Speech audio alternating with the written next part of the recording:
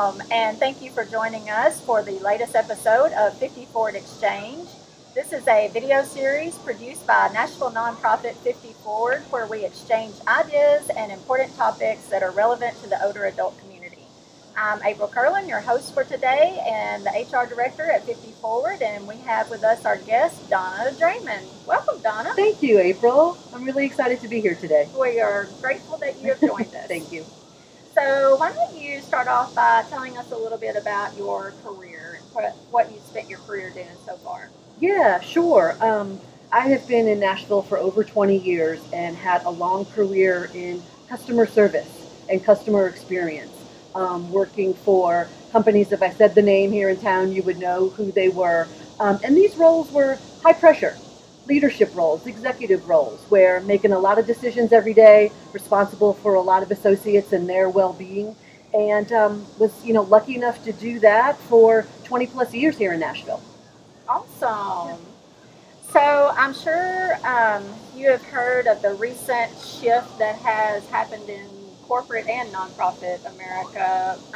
Some have coined it the Great Resignation, where there has been a bit of a mass exodus from the workforce. Yeah. So tell me, are you familiar with this term, and do you have any insight into the Great Resignation? Yeah, I am familiar with it. It seems to be a buzzword that's going around lately. And as far as insight, the Great Resignation resonates with me, quite frankly. Mm-hmm. After a long career, I wanted to take a step back and sort of reevaluate, am I doing work that I'm passionate about?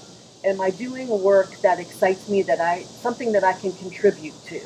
And I reflected on that a lot during 2020 when we had that downtime and most of us were reevaluating, what are we doing? What is our purpose here? Right. And I took the leap a few months ago, probably before the Great Resignation movement, but I left corporate.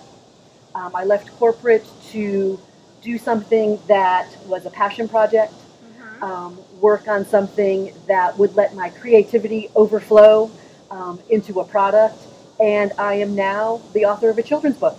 Awesome. Thanks. So you have kind of done a 180-degree turn from corporate customer experience to almost customer experience with your children's book, and children are now your customers. Exactly. So why don't you tell us a little bit about your book and your endeavor and how you've reset your career? Yeah, absolutely. It's called Things Lady Likes. And so colorful. Thank you. And Lady is actually my 13-year-old senior dog. And I got to spend more time with her during 2020 and COVID. When I left corporate, we would go on longer walks, and I just got more familiar with her. And one day on a walk, I thought about things Lady likes. What are those things? And how can we engage children by talking about an older dog and what she likes, and start the conversation and give the reader a chance to inspire more conversation to the children. And you know what? Take it a step further. Let's bring in maybe controversial topics. Let's bring in diversity. Let's bring in adoption. Lady's a rescue dog. So let's bring in topics that maybe aren't talked about more freely or as often as they should be with the young readers.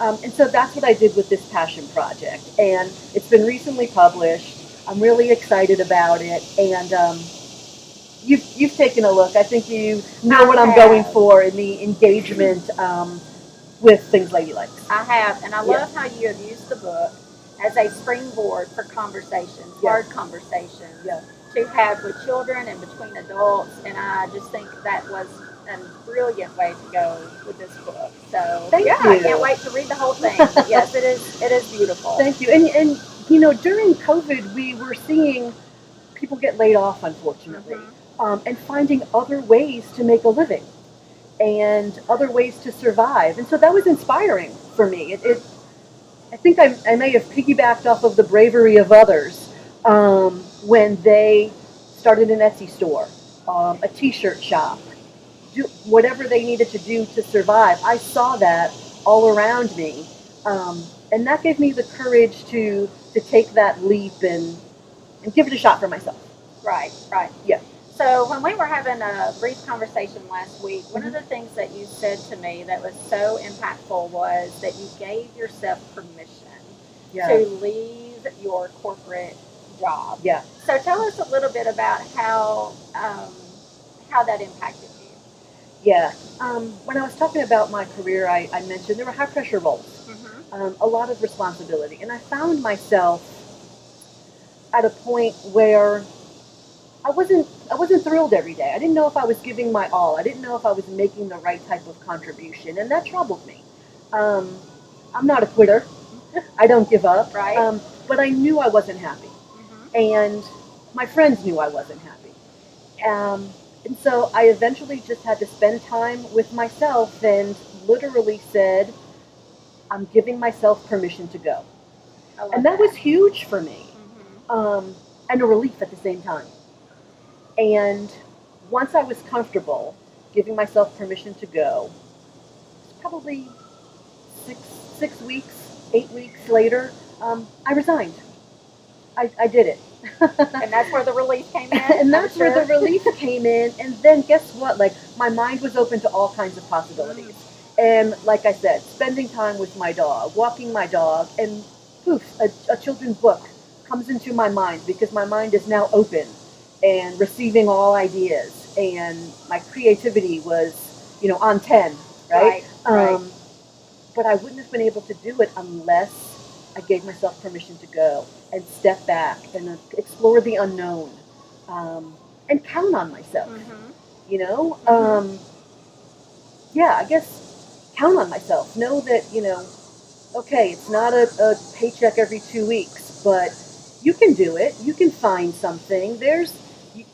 Bet on yourself. Right. Right. And not only did you give yourself permission to go, but one of the things that you also mentioned is about leveraging your tribe. Yeah. So talk about that a little bit. Yeah. That kind of helps people, I think, get over the fear when they have people in their circle who support them. Yeah, definitely. Um, this book didn't happen overnight. I had to select an illustrator. What are the ideas that lady likes? Should I even do this? Is this viable? Will people buy this product? And so I set up a Google form with some questions and I sent it out to my tribe. Trusted friends, a blank idea. They didn't see it coming. They didn't know I was going to do this. And I got their opinion. I got their opinion on the stories to tell, the illustrations to use. What else should I do? And just the feedback, the positivity, the thumbs up, girl, you got this, you can do this, really helped me move forward and dedicate some resources and some time to making this happen. But I mean, you can never underestimate your tribe and what they will do to lift you up and encourage you. And then, on the flip side, they'll also tell you, Donna, that's a wacky idea. I'm not sure you want to do that. I didn't get that with this, thankfully. But you just can never underestimate your circle and your tribe. Sure. Yeah.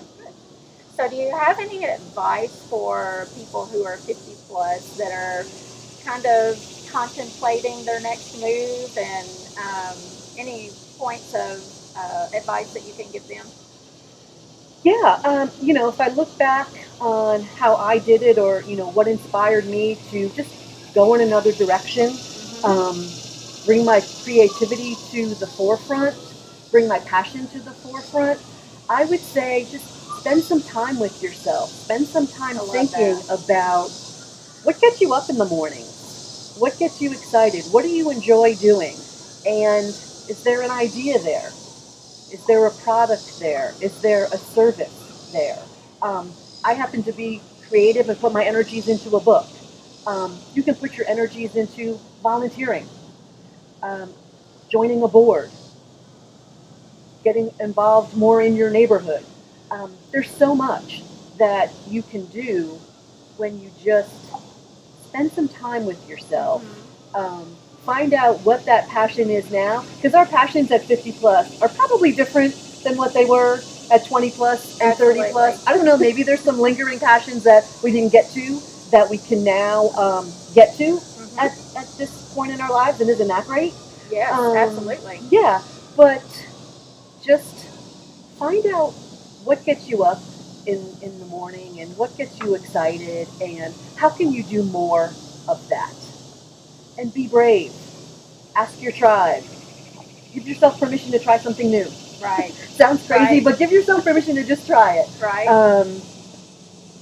That's what I would say, just mirroring kind of my experience and my journey.